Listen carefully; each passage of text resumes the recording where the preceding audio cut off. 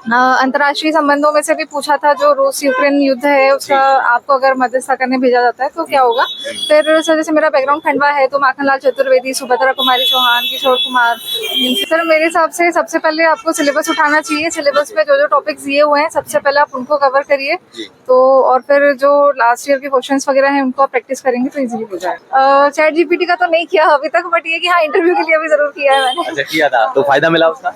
हाँ सर, मेरे से जैसे क्वेश्चंस हमको नहीं समझ आते हैं कि कैसे क्वेश्चन बनेंगे तो वो उसे पता चलता है, साथ में वो बहुत सिस्टमेटिक वे में बता के देता है। तो नमस्कार दोस्तों, एमपीपीएससी 2023 के इंटरव्यूज चल रहे हैं और हम लगातार कवर कर रहे हैं। मैडम अपना इंटरव्यू देकर के आई है, तो वीडियो में हम उनका एक्सपीरियंस जानेंगे, किस तरह का इंटरव्यू रहा, क्या सवाल पूछे गए हैं, कितने बोर्ड वगैरह चल रहे हैं, कौन से बोर्ड में उनका इंटरव्यू था एंड ओवरऑल स्ट्रैटेजी वगैरह किस तरह की थी। तो बने रहिएगा वीडियो पर एंड तक। एंड अगर चैनल पर नए हैं तो चैनल को सब्सक्राइब जरूर कर लीजिएगा। मैम सबसे पहले आपका बहुत बहुत स्वागत है हमारे चैनल पर। Thank you sir. कैसा इंटरव्यू हुआ मैम आपका? सर ठीक ठाक रहा जी। मेरा कोश्री सर का बोर्ड था, बोर्ड बी। ओके, अभी चेंजेस हुआ है क्या कुछ बोर्ड्स वगैरह में? कितने बोर्ड चल रहे हैं सर आज तो मुझे 2 ही बोर्ड लगे, ए और बी। हाँ, एक मेहरा सर का था और एक कोश्री सर का था। ओके, तो थोड़ा सा अपने बारे में बताइए मैम, आपका नाम एंड आप कहाँ से आई हैं और एजुकेशनल बैकग्राउंड वगैरह क्या है?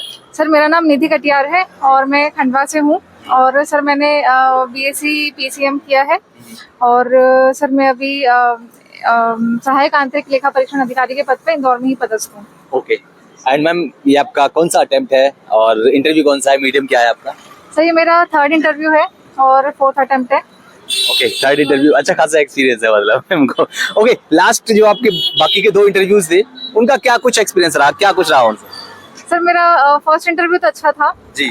सेकंड इंटरव्यू जो शर्मा सर के बोर्ड में था वो भी मतलब ठीक रहा था, बट लास्ट टाइम सिलेक्शन नहीं हो पाया एंड अभी का भी ठीक रहा है। ओके, किस सवाल से शुरुआत हुई इंटरव्यू की? सर मुझसे सरस्वती स्कूल से हूँ मैं, तो वहाँ से क्वेश्चन हुआ कि जो देवी सरस्वती हैं तो वो कौन से कलर के वस्त्र धारण, नहीं उन्होंने डायरेक्ट ये पूछा था कि येलो कलर के वस्त्र धारण करती हैं। अच्छा, अच्छा। तो मैं भी कंफ्यूज हो गई थी कि व्हाइट था तो येलो कैसे हो गया, तो फिर मुझसे कंफर्म कर रहे थे कि व्हाइट कलर के, अच्छा मतलब कौन से कलर के वस्त्र धारण करती है आप बताइए। तो फिर मैंने उनको बताया, तो फिर रीजन पूछ रहे थे कि ऐसा क्यों है।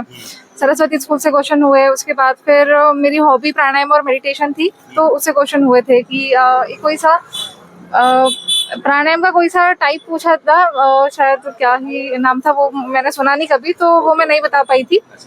फिर उन्होंने ये पूछा था कि जो योग दिवस है वो कब से स्टार्ट हुआ है, फिर क्या रीजन था स्टार्ट करने का, तो इससे क्वेश्चन हुए।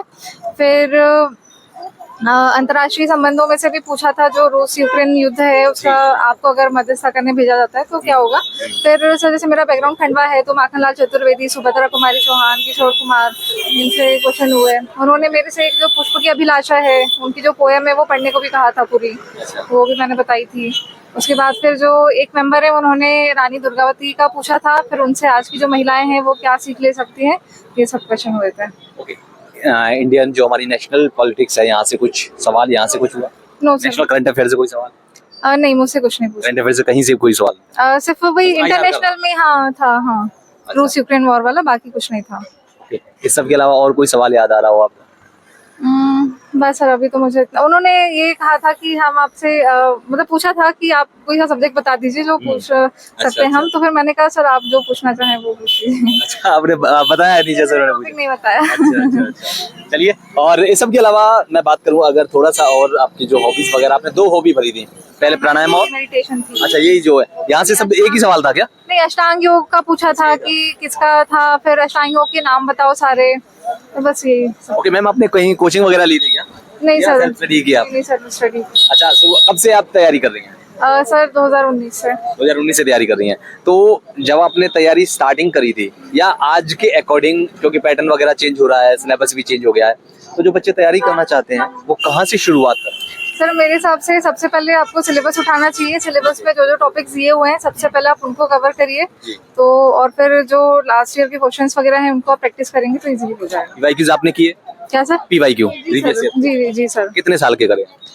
सर अभी तो जैसे सिलेबस चेंज हो जाता है तो अगर हम देखें तो लगभग 2020 से भी स्टार्ट कर सकते हैं अभी के बच्चों के लिए। अच्छा, 2020 से अगर करें तो वो सफिशिएंट रहेंगे वो? जी सर, अभी अगर शॉर्ट टर्म में जिसकी मेंस है उसके लिए सफिशिएंट है, बट अगर लॉन्ग टर्म के लिए कर रहे हैं तो कुछ पहले का भी उठा सकते हैं। बहुत सारे जो स्टूडेंट्स होते हैं वो कोचिंग को प्रेफर करते हैं, आपने सेल्फ स्टडी किया और आप यहाँ तक हैं, क्या कहेंगे उनकी जो कोचिंग, मतलब बहुत सारे जो अफोर्ड भी नहीं कर पाते हैं कई जो इस तरह के रूरल बैकग्राउंड और उनका फाइनेंशियल बैकग्राउंड बहुत वीक होता है, तो क्या कहेंगे उनको कि सेल्फ स्टडी से किया जा सकता है? सर अच्छी बात है, और आजकल तो इतने सारे मतलब सोर्सेस आ गए हैं कि हम यूट्यूब वगैरह हो गया, ऑनलाइन भी सब देख सकते हैं, तो हमको कोचिंग ज्वाइन करने की जरूरत जी, नहीं मैं है। वही सुनना चाहता था आपसे कि जो सेल्फ स्टडी कर रहे हैं उनको कहाँ से तैयारी करें, यूट्यूब वगैरह का या अपने कोई बुक्स रिसोर्सेज वगैरह कुछ उनको मेंशन करना चाहें? सर जैसे कुछ अनअकैडमी वगैरह हो गया, एक मैंने शुभम गुप्ता सर है, उनके लेक्चर्स वगैरह देखे हैं कुछ तो अच्छे हैं, वो बेनिफिशियल है।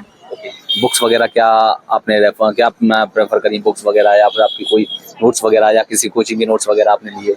हाँ सर, मैंने जैसे कुछ सब्जेक्ट्स हैं, जैसे पॉलिटी वगैरह हो गया, ज्योग्राफी हो गया, तो उसके लिए बुक्स भी पढ़ी है मैंने, पॉलिटी के लिए लक्ष्मीकांत वगैरह हो गई। फिर जो कुछ कुछ सब्जेक्ट्स हैं जो MPPSC के लिए हैं, तो वो मैंने डायरेक्ट नोट्स उठा के भी पढ़ लिए थे।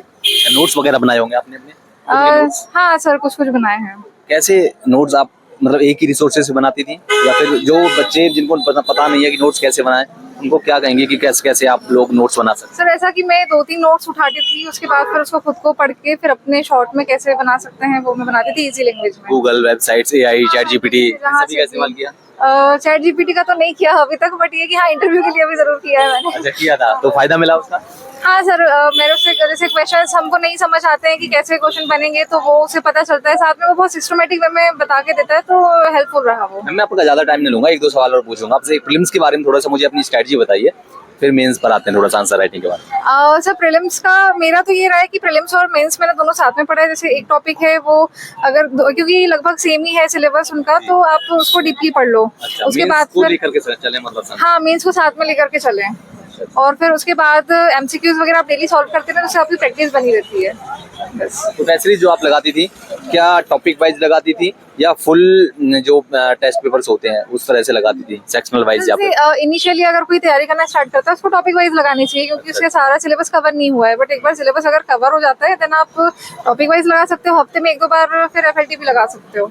और मेंस आंसर राइटिंग की क्या अप्रोच रहती है आपकी? मेंस आंसर राइटिंग सर उसमें ये है कि पहले आप सिलेबस को फॉलो करो, उसके बाद प्रैक्टिस बहुत ज़रूरी है, आपका टाइम मैनेजमेंट बराबर होना चाहिए, क्योंकि वो बहुत इंपॉर्टेंट है। सबसे पहले नीड यही होती है कि आपका पेपर कंप्लीट हो, तो प्रैक्टिस बहुत ज़रूरी है उसके लिए। तो मतलब आंसर्स, जब आप आंसर लिखती हैं तो क्या उसमें टॉपिक वाइज मतलब वो पॉइंट फॉर्मेट में लिखती हैं या पैराग्राफ फॉर्मेट में, या कोई आपकी और अप्रोच रहती है? जैसे कि बहुत सारे बच्चे इवन UPSC में जो फ्लो चार्ट्स वगैरह मैप वगैरह उनका सबका इस्तेमाल करते हैं, ऐसा कुछ यहाँ पर भी करते सर मोस्टली तो मैं ट्राई करती हूँ कि पॉइंट्स फॉर्मेट में ही हो, पैरा में मैं जनरली नहीं प्रेफर करती हूँ, Okay. पॉइंट्स में ही देती हूँ। हाँ, अगर कहीं जैसे बड़ा कोई आंसर है उसमें हम फ्लो चार्ट वगैरह यूज कर सकते हैं, बट अभी जो शॉर्ट वाले आंसर आते हैं उसमें जगह ही नहीं होती इतनी। Paragraph हाँ, तो उसमें हम पॉइंट्स Point मैक्सिमम पॉइंट्स देने की कोशिश करते हैं कि ज्यादा से ज्यादा पॉइंट्स दे पाए।